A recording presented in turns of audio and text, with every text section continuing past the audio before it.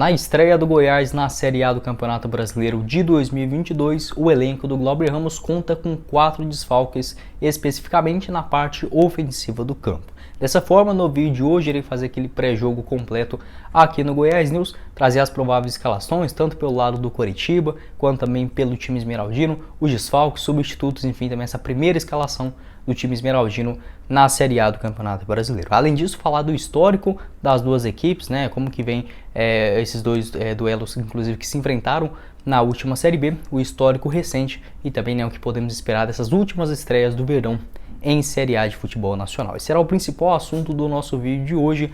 Antes de começarmos, eu peço para você deixar o seu like aqui embaixo, também se inscrever em nosso canal e ativar as notificações. Depois, inclusive, desse jogo, né, nesse domingo já às 11 horas da manhã, irei trazer aqui um pós-jogo também avaliando essa estreia do time esmeraldino na Série A. O Goiás que, depois de mais ou menos um ano e um mês, né, o último jogo do time esmeraldino na Série A aconteceu lá na 38ª rodada do Brasileirão de 2020, né, que acabou só terminando em 2021, no dia 25 de março. Então só durou aí um ano e um mês, né, graças a Deus, diferentemente daqueles 3 anos que o time esmeraldino, quando tinha caído lá em 2015, só voltando em 2019. Então agora pelo menos foi mais rápido. Esperamos também que essa continuidade na Série A, que é muito importante também, né. Pelo lado do time esmeraldino, o Glauber Ramos, como eu disse, terá duras percas para esse primeiro compromisso da temporada, isso porque principalmente na parte do ataque, né? O Nicolas acabou sentindo na final contra o Atlético Goianiense, já tinha sentido na semifinal diante do Iporá, ainda tentou para o segundo jogo, fez inclusive um gol,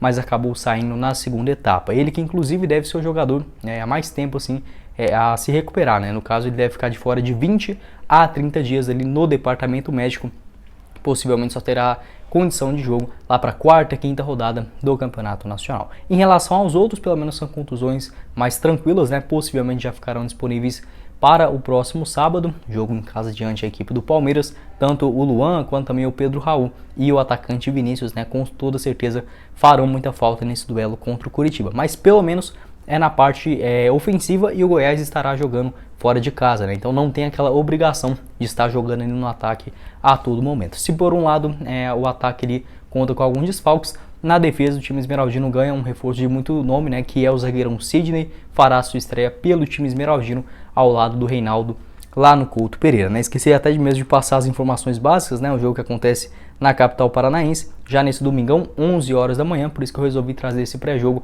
já nessa noite, né, de sábado, para já ter mais um tempo também, né, não precisar acordar 8 horas da manhã e postar o vídeo logo em sequência. Lembrando que depois do jogo também irei fazer um pós-duelo dessa primeira impressão na Série A do Campeonato Brasileiro. Partida que terá transmissão apenas do Premier Futebol Clube. Então, pelo lado do time esmeraldino, né, sem esses 4 jogadores, a tendência é que o ataque seja formado tanto com o Renato Júnior, centroavante ali, que veio do Água Santa, quanto também do Dadá Belmonte, que fez uma boa disputa do último Campeonato Paulista, foi novamente reemprestado, né, para a equipe do Goiás. Por outro lado, como eu disse, tem aquela dúvida em relação também ao meio de campo. 3 jogadores brigam por 2 vagas, tanto o Auremir, quanto também o Caio Vinícius e o Dieguinho, para fazer aquela dupla, ou até mesmo um trio de volantes com o Felipe Bastos, que até esse momento é o titular incontestável da posição. Eu acredito que, até mesmo pelo que já apresentou o Glauber Ramos até aqui na temporada, o Dieguinho deve ganhar essa condição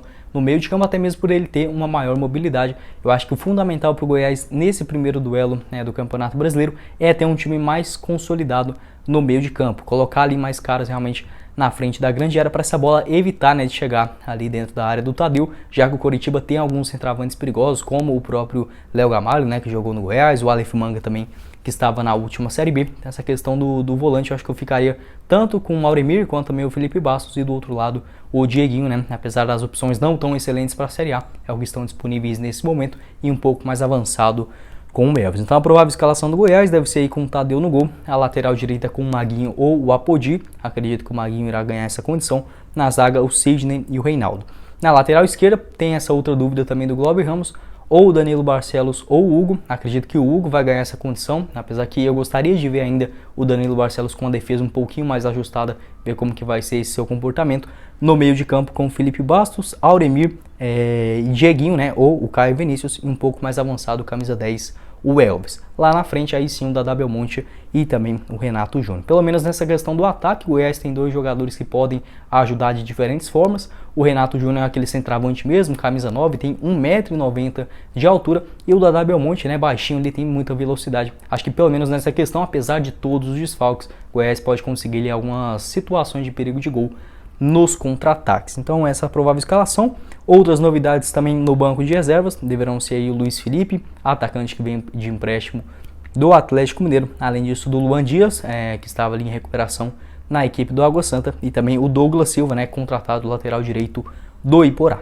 Quero saber sua opinião a respeito dessa escalação inicial do Glauber Ramos, quais alterações você faria, né? Em relação também a essa disputa no meio de campo, qual seria ali os seus 3 volantes ideais, né? O Dieguinho, Caio Vinícius, Auremir, deixa aqui embaixo nos comentários, e dessa disputa também na lateral esquerda, Hugo ou Danilo Barcelos.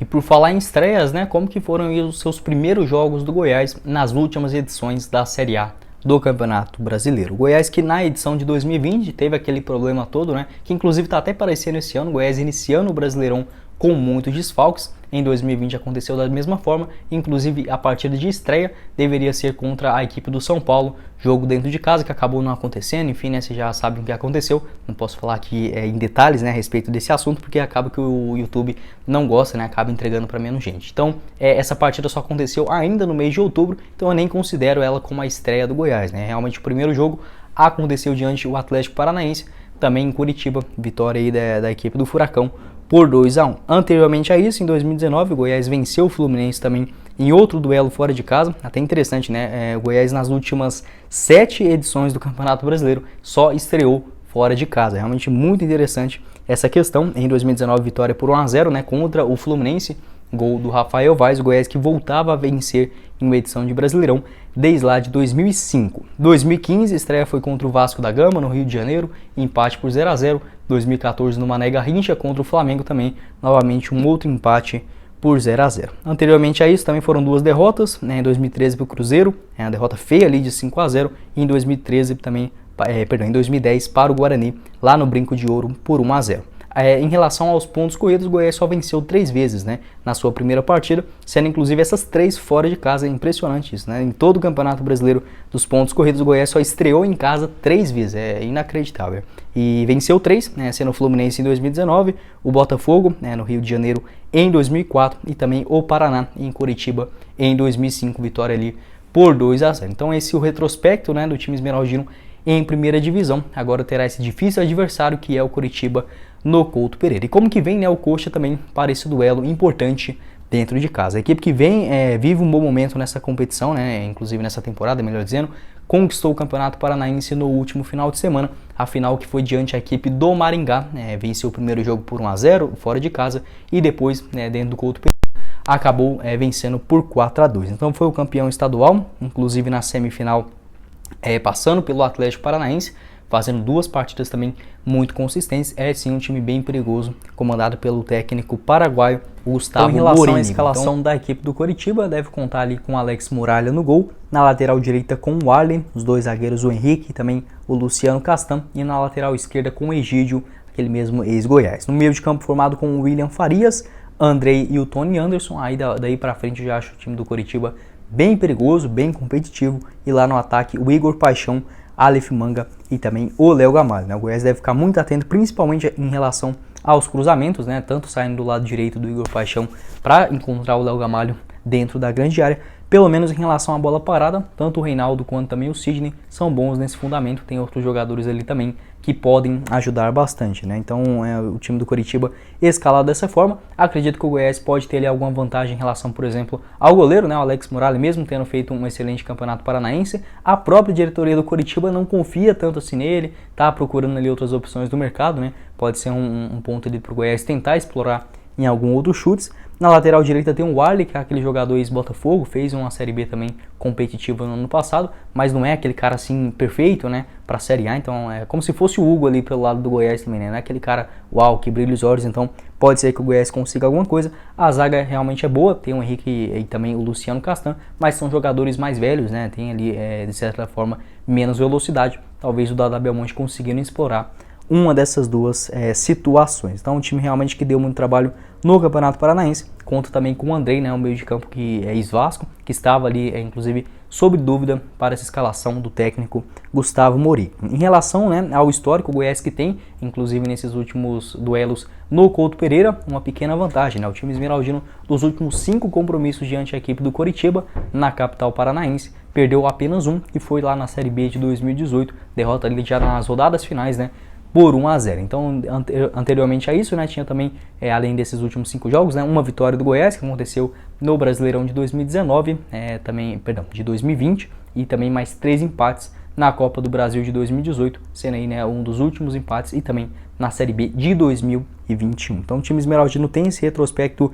positivo, né, se assim podemos dizer, dessa difícil equipe do Coritiba atuando dentro de casa. Inclusive o histórico geral do confronto, né, é bastante equilibrado. Goiás e Coritiba se enfrentaram 40 vezes em toda a história, sendo aí 13 vitórias do time esmeraldino, 13 também do Coritiba, além de 14 empates. Até mesmo em duelos no Paraná, são um confronto assim realmente bem parecido. Goiás e Coritiba na capital do Paraná foram 19 jogos com 5 vitórias do Goiás, 7 empates e outras 7 vitórias da equipe do Coritiba. Então, o que mostra um certo equilíbrio das duas partes, né? Até mesmo em Goiânia, Goiás só tem 2 vitórias a mais em relação à equipe do Coxa. Então, são duelos assim que um lado de cá e outro de lá acaba beliscando alguns pontos fora de casa também. Então, desse duelo bem complicado, Goiás que acaba tendo esses grandes falcos. A tendência é que o time fique um pouco parecido com 100%, né, dos jogadores já disponíveis no próximo final de semana, que é diante a equipe do Palmeiras, duelo dentro do estádio da Serrinha. Quero saber sua opinião também a respeito